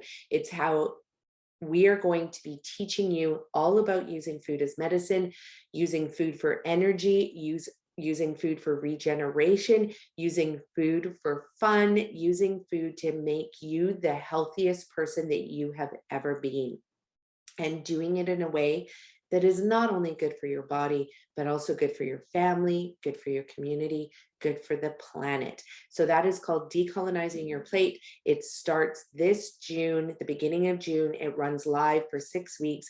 We're going to be jumping onto Zoom. We are going to be meeting. There's going to be accountability, and you will do a 6-week challenge where you decolonize your plate to take back your life, to gain energy, to feel abundant in all ways, internally, externally, because you will be doing what most people have no idea has been done to them. Colonization has impacted our food systems, it's impacted our agriculture, it's impacted your kitchen, it's impacted your bank account, and you don't even know that it's happening to you. But you are going to be set straight on a path of decolonizing your plate, which allows you to decolonize your life, which ultimately means you take back the power that was stripped from you, and you are going to reclaim that.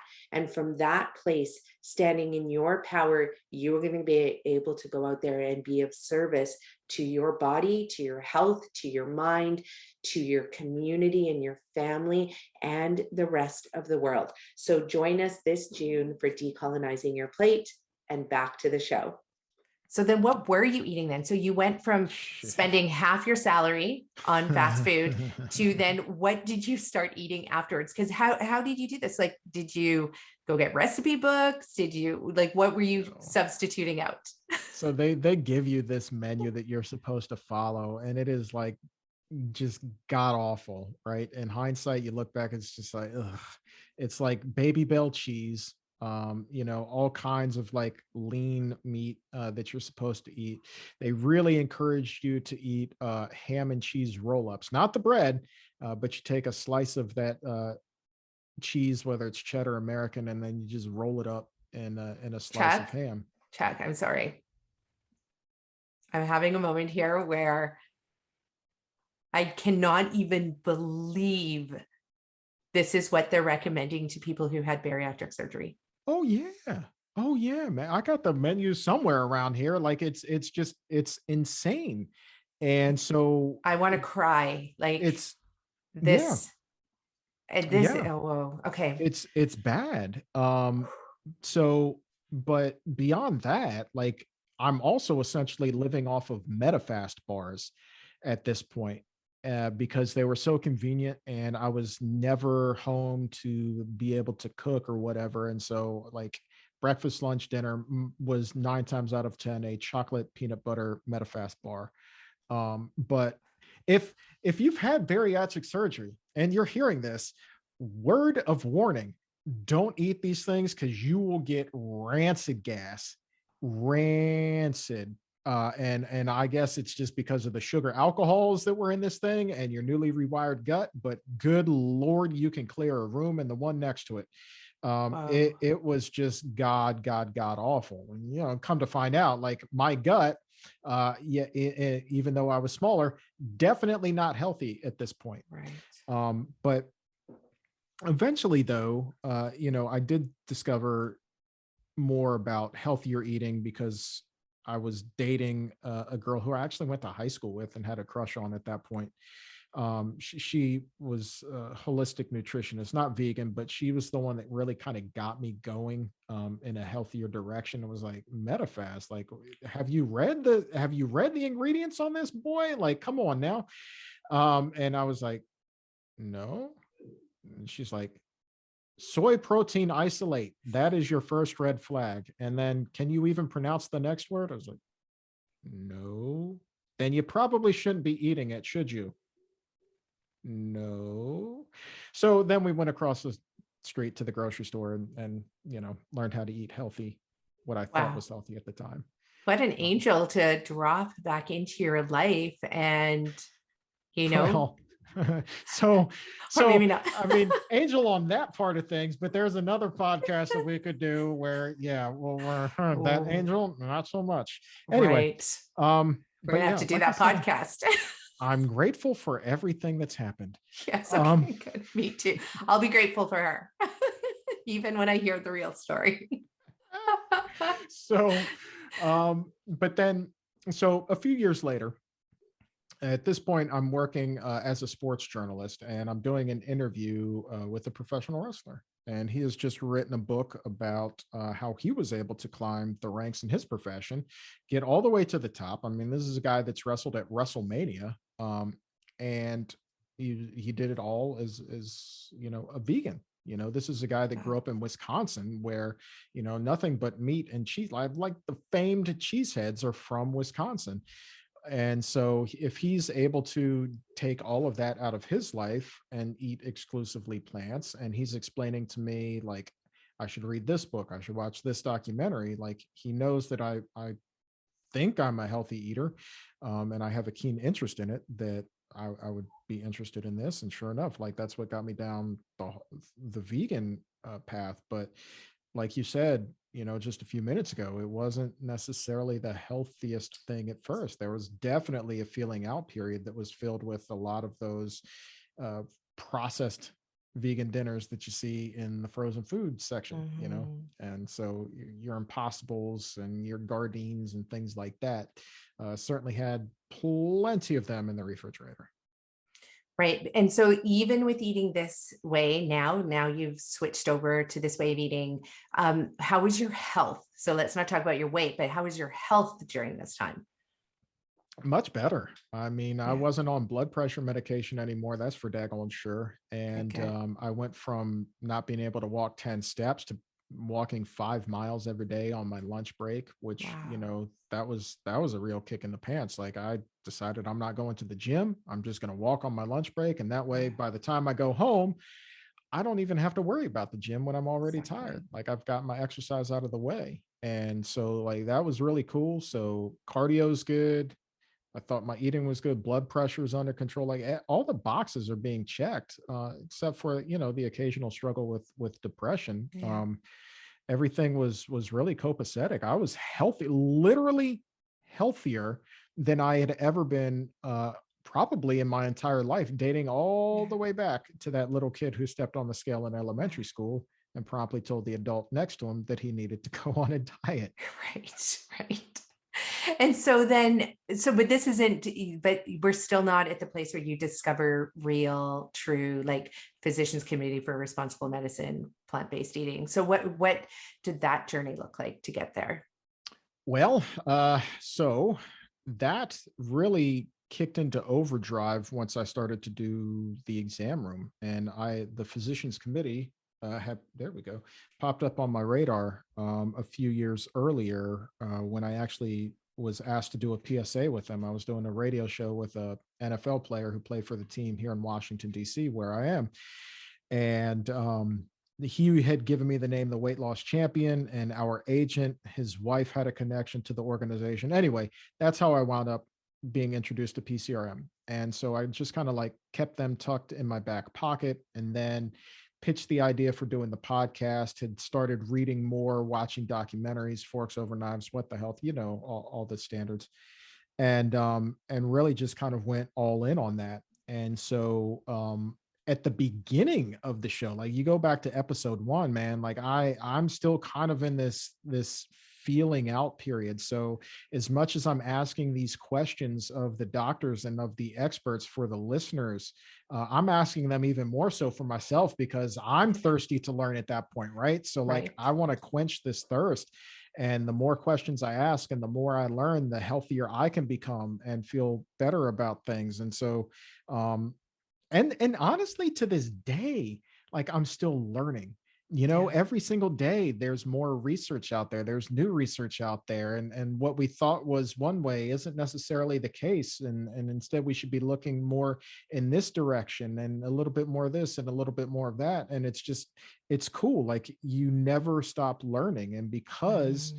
you kind of like I've switched insatiable appetite for fast food now with an insatiable appetite for knowledge. Like I'm feeling Mm. pretty optimistic about what the future holds. Oh, I love that. Switching your insatiable appetite for fast food for an insatiable appetite for knowledge. Ooh, that's delicious. I love it. And so now, what does life look like for you? You're married, you have a beautiful wife and beautiful inside, outside, everywhere. Um, and what's life look like for you now? Oh man, it's as good as it's ever been. I am happily married to a woman who I had a crush on for many years.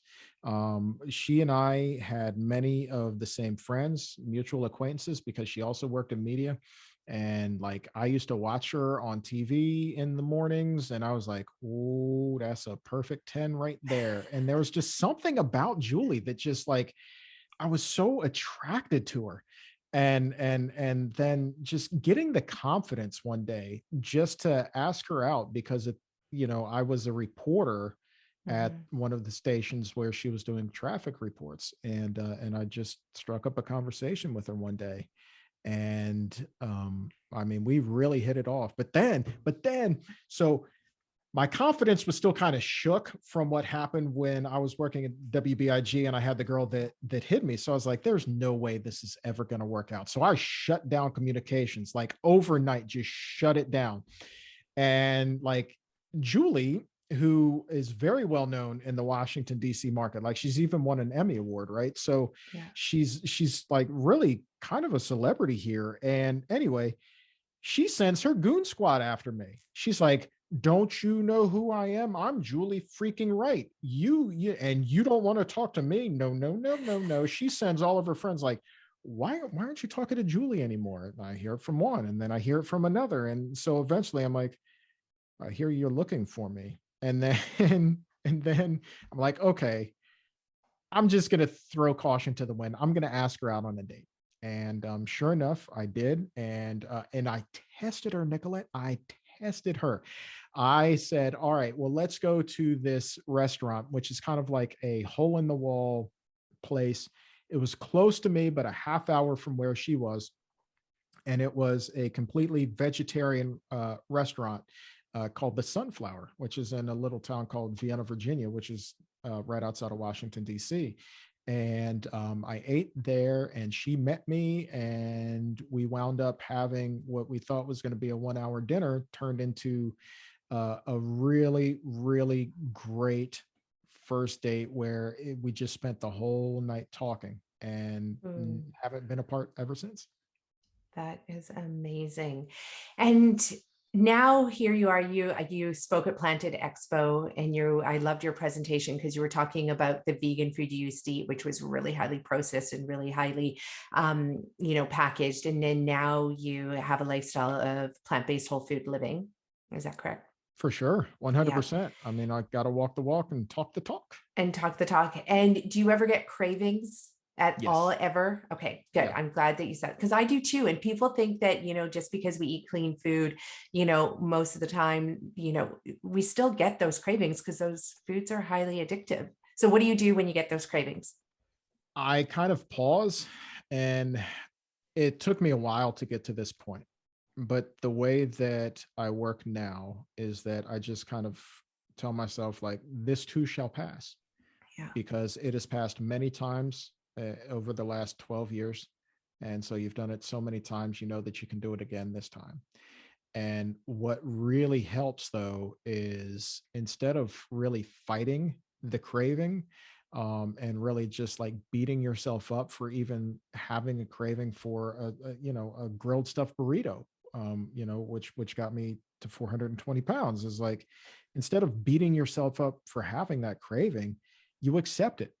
You just say, Mm. okay, I'm having this craving right now, and the next like 5-10 minutes they're going to suck, Maybe it'll be 15 or as much as a half an hour that you're going to be fixated on this.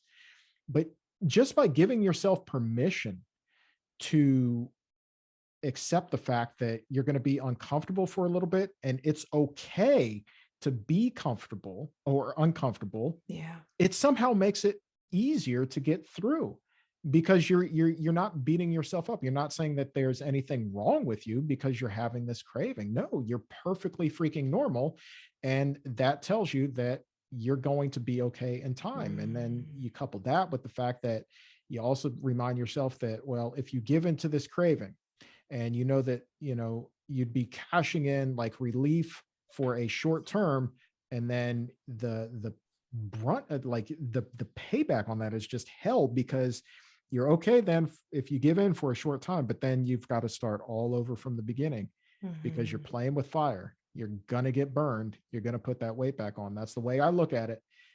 I would rather not even pick up that book of matches and just accept the suck for, however long it's going to suck. Accept the suck. That's going to be our new bumper sticker, Chuck. Accept the suck. Like, it's okay to be uncomfortable for half an hour, because that'll pass. To acknowledge it. I think this is a really profound piece of this show. So if everybody's listening right now, you press that, reverse 15 seconds, reverse 30 seconds, and listen to this part again and again and again, because it, like what Chuck is saying here, is so, so important. We're in a world where we humans, if you're living in a developed country, Western state, province, country, then everything is at our fingertips. But just because it's at our fingertips doesn't mean we need to reach for it, because 99% of that stuff that's at our fingertips is not serving us. It's not serving our mental health, our physical health, our relationships, our, careers. And so it's okay to be uncomfortable. You have a jacket to wear in the winter. For most people who are listening to this podcast, if you're listening to it, you are comfortable, and probably too comfortable, to the point where now your brain is constantly like comfort, comfort, comfort, comfort. But our growth comes in being uncomfortable. And just play in that space. Play in that space, right? It's gross, it's yucky, it's icky, but just play in it and get curious and allow yourself to feel it, as opposed to run away from it. Because that's what we all want to do. We want to run away from being uncomfortable, as opposed to putting on our astronaut posture suit and just like exploring it. Just go where no man has gone before, into that place of being uncomfortable. And guess what? You're not going to die in that space. No. You're just going to feel uncomfortable. No. And you know what? You're going to come out feeling even better. Like, that's the thing. That's the craziest thing, is like, as uncomfortable and as much as you are not enjoying that moment at the time. God, you feel so freaking good once that passes, because you've proven to yourself again that you can get through it without giving in to temptation. You have that power. Like, you are a stronger being than you give yourself credit for. And the confidence that comes with that is something that's almost indescribable. Indescribable. I love that. And we can start, everybody who's listening to this can start to give themselves that gift, because that gift is actually just strengthening a muscle, right? It's just strengthening. And we're not asking you to strengthen willpower, because we know willpower is really, really challenging. We're just asking you to face that uncomfortableness, even if it's for a minute. You can even put a timer on your phone. But I love that you're going to be strengthening that muscle. And then what comes out on the other side is just more rewarding than anything else that is out there. I fully agree with that. So one thing I have to ask you, Chuck, and I want to dive into this because of the fact that I'm sure people try and reach out to you, and they're like, listen, I'm overweight, I'm battling this, I want to lose weight. And we get people who don't come to us for weight loss. They come to us because they want to reverse their chronic disease. But then if we ever talk about weight loss anywhere in our websites, in our podcasts, then that's when we get the fat shaming emails.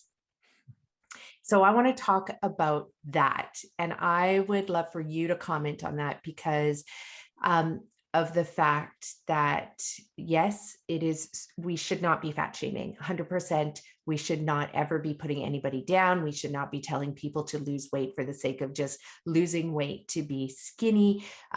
You know, for me, it comes from a different standpoint, but if you can comment on that a little bit, I think it's just really important, because this is a discussion that really needs to be happening out there while we have Instagram, you know, celebrating obesity, Mm-hmm.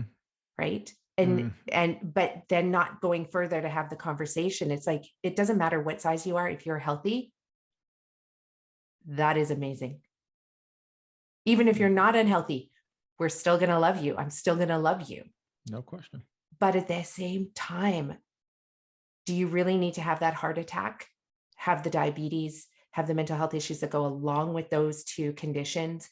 You know, we need to reframe this. And so I'd love to hear it directly from you. Okay. What that conversation can truly look like. Yeah. This is definitely a delicate one.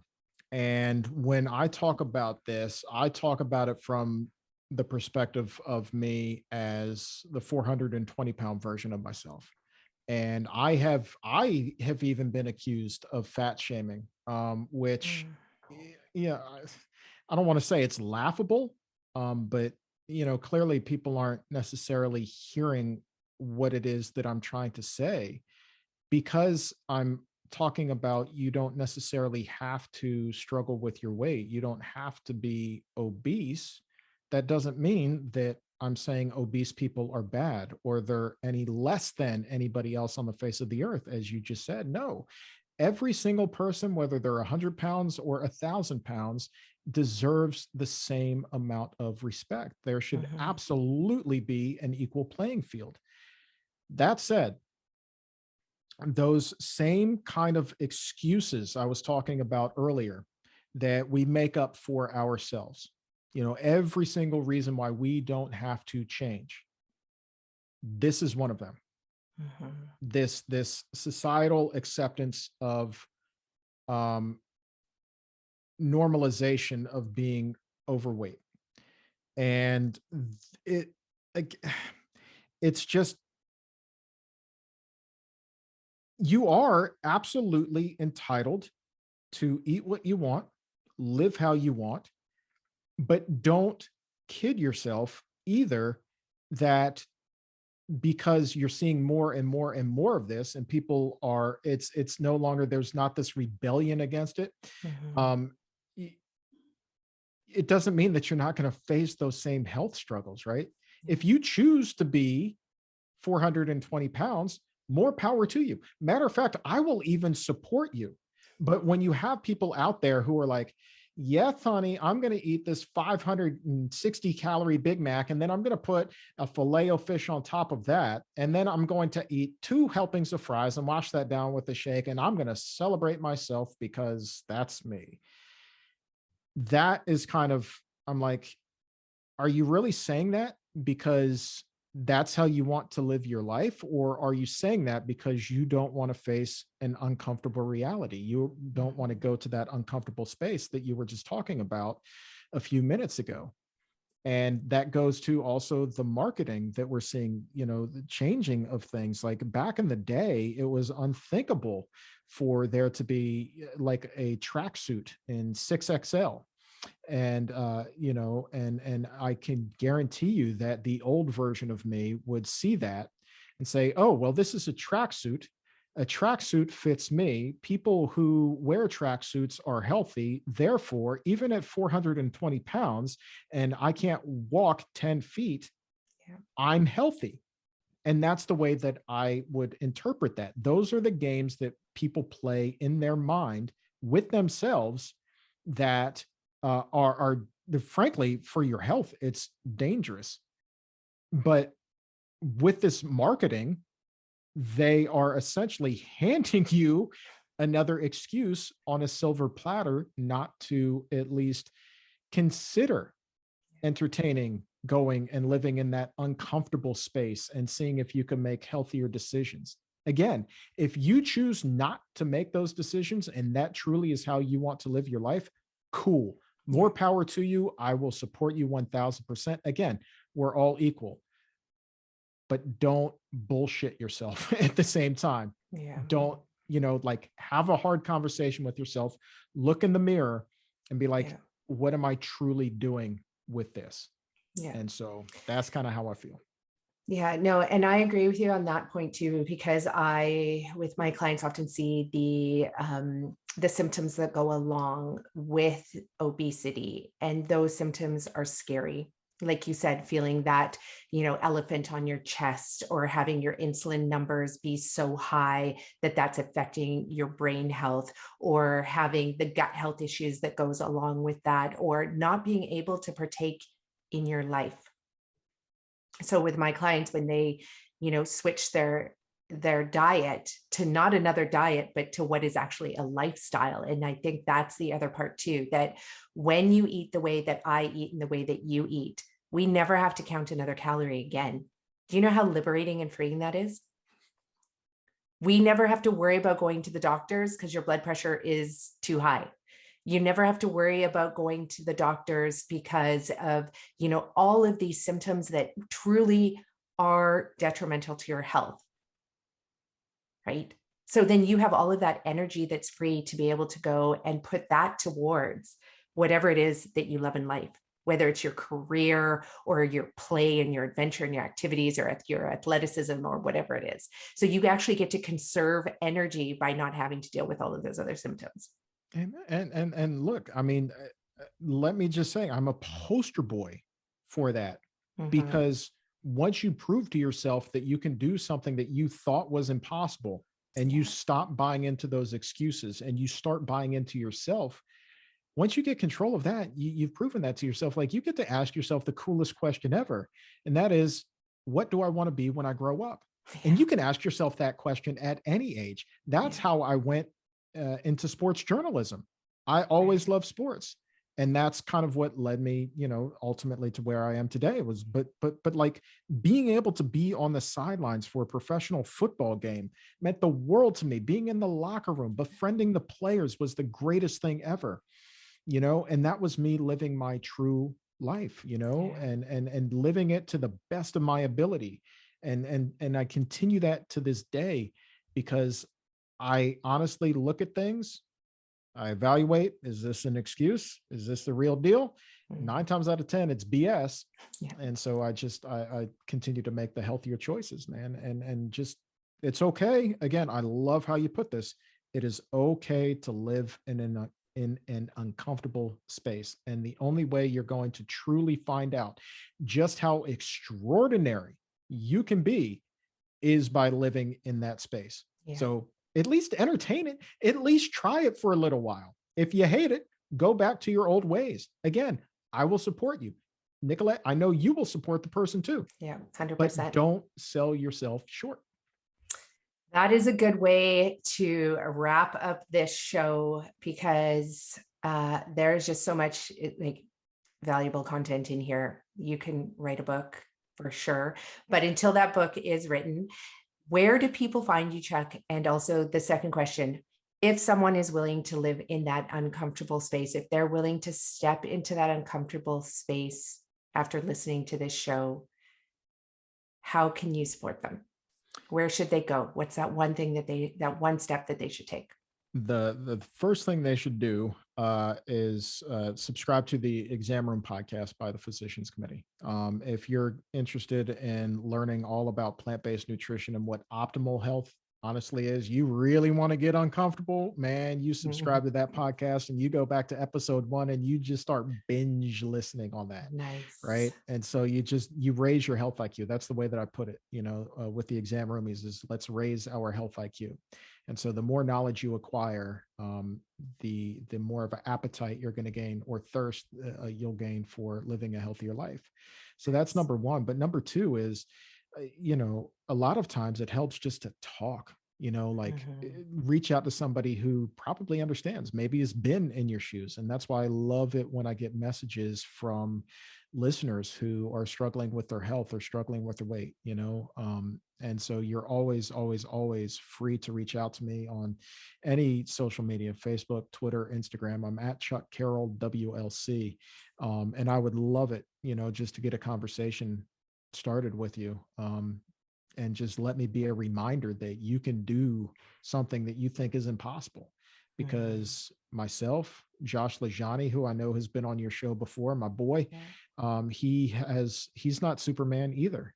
He also at one point in his life weighed 420 pounds. All of these incredible success stories that you see, we don't have a magical superpower, right? No. We're just human beings.